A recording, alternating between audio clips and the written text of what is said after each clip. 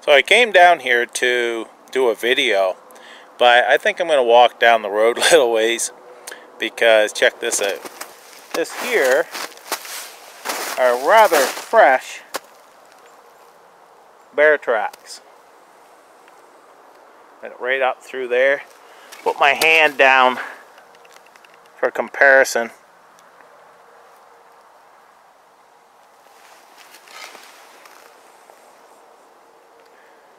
I think I'll walk up the road a little bit and let him have this area.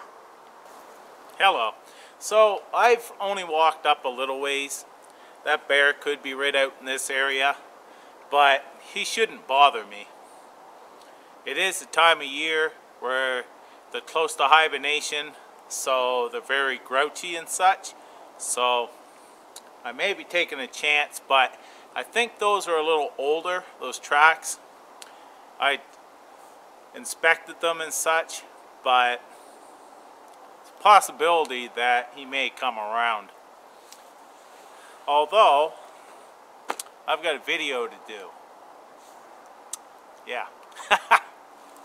So what I want to do is I want to talk about fire. And I've lit hundreds of fires. So this here, I want to just go over this topic because I have read a lot of discussions and so on. And I just thought maybe my thoughts may help someone out, or it may have people look at fire in a different way that may be useful to them. So throughout history, man has made fire many different ways. From friction to get that coal, from casting sparks to get an ember, to an open flame source. Now throughout ages, they have upgraded the way they make fire up to that flame source. Now a flame source most of the time is a lot easier and quicker to get a fire going.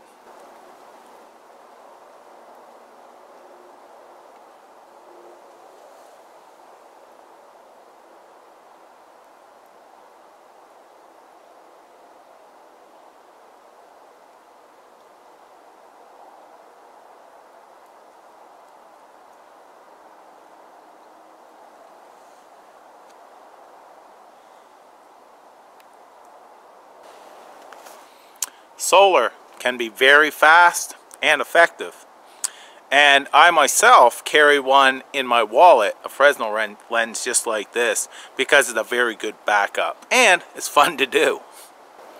Now this here is a great way, and it can be very fast with the right tinder, but as you've seen, I had to kneel down to get that sun, and you have to have good sun to be able to use it.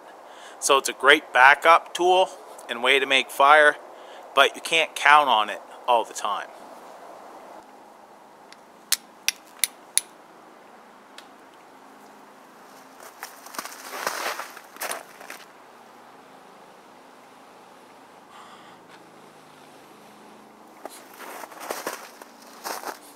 Another way to catch a spark.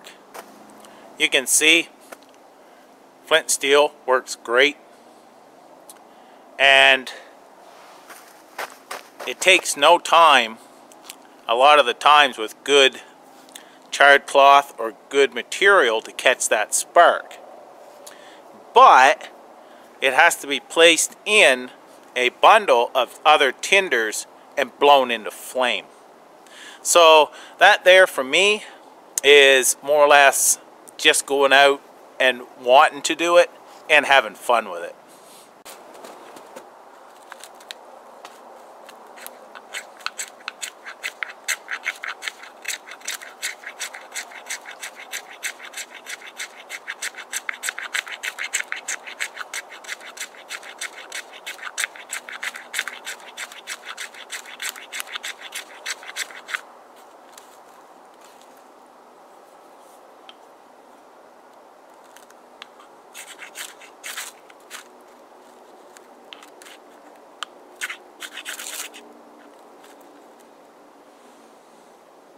Ferro rod is what I make fire with 99% of the time.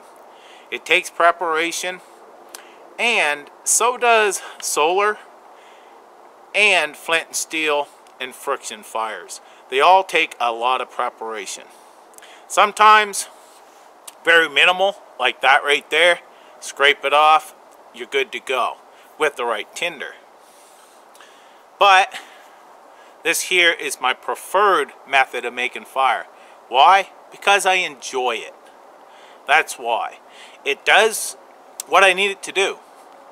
I'm able to create fire like I want, but I get enjoyment out of prepping it and being able to get a flame from a spark in this manner. Next on the list are combustion. Now, the match started out as sulfur placed on a stick.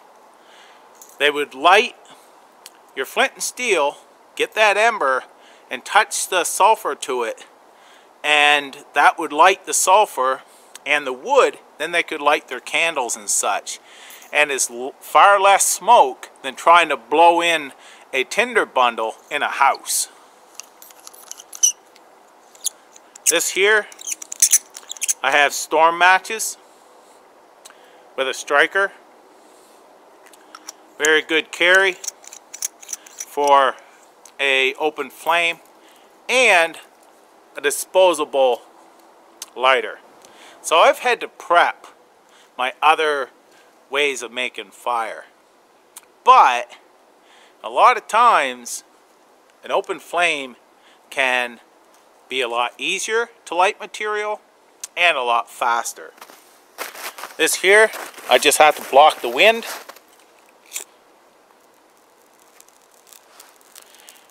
I've got flame.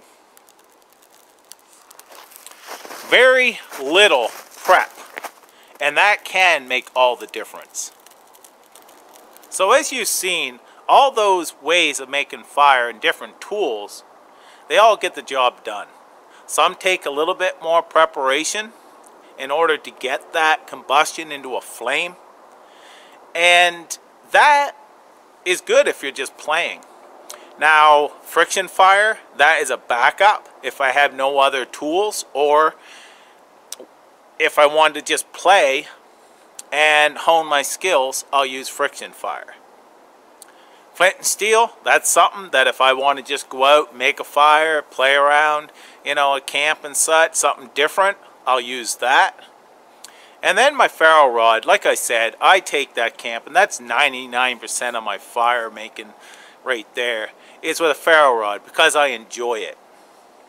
But when it comes to an open flame, if you're talking that you need a fire really quick and you don't have the time to prepare and such, an open flame may be one of your best choices if you're talking survival.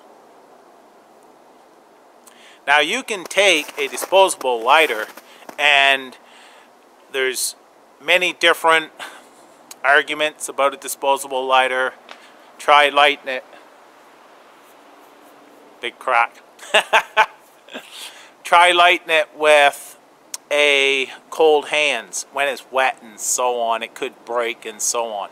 Although if you have 3 or 4, a couple in a pocket, a couple in a kit, and so on and so forth, the likelihood of you losing all of them, and they're not going to be cold because they're on an inside pocket, and as long as you take care of your gear, pretty good chance that that's going to be one of your best ways to start fire in a survival situation. So I'm going to sum this up by just saying that I really enjoy making fire many different ways, and a lot of it is for play. For survival, as a survivalist, I carry a lighter, but 90% of the time, 99% of the time, like I mentioned, I'll use my ferro rod. But if I really need a fast fire, I'm not going to take the time to prepare the material for a ferro rod. I want to thank you for watching. Take care, and all the best.